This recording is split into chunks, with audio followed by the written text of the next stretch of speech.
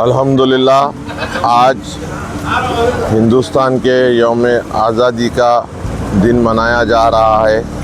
78 years जो हमारे हिंदुस्तान को आज़ाद होके हुआ है। यहाँ पर संतोष नगर पुलिस स्टेशन पर आज परचम कचाई का रस्म अदा किया गया, जहाँ पर एरिया सर्कल और यहाँ का स्टाफ और हम जमात के सारे वर्कर कॉरपोरेटर यहाँ पर मौजूद थे।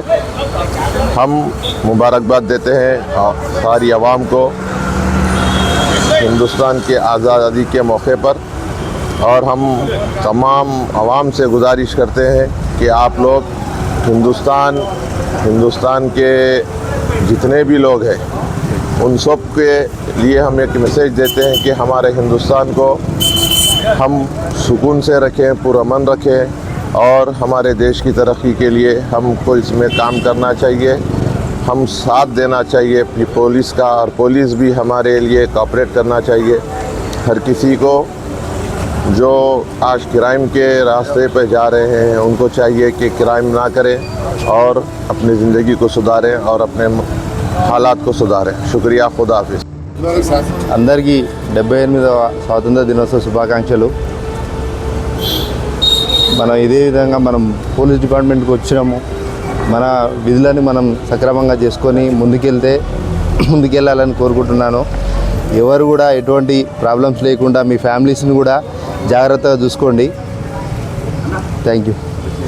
78వ స్వాతంత్ర దినోత్సవ శుభాకాంక్షలు।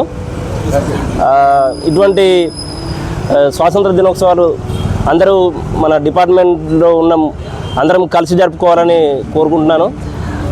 మనం ఇక్కడ ఉన్నంతకాలమే మనం అందరం కలిసి ఉంటాం, తర్వాత మళ్ళీ ట్రాన్స్ఫర్ అయిపోయే అవకాశం ఉంటుంది। కాబట్టి ఉన్నంతకాలమే ఎటువంటి ద్వేషాలు లేకుండా స్టాఫ్ అందరూ ఒక కుటుంబ సభ్యుల కలిసి ఇటువంటి ఉమ్మడి పండుగలు జరుపుకోవాలని కోరుకుంటున్నాను। జై హింద్। ఈ స్వతంత్రం అనేది చాలా ఈజీగా అయితే రాలేదు, మన అందరికీ చరిత్ర అయితే తెలుసు। 1947 ఆగస్ట్ 15 రోజున చాలామంది తమ యొక్క ప్రాణాలను త్యాగం చేయడం వల్ల, త్యాగ ఫలం వల్ల ఈరోజు మనం స్వతంత్రాన్ని తీసుకుంటున్నాం। స్వతంత్రం అంటే మనం స్వేచ్ఛగా జీవించడం, ఫ్రీగా జీవించడం।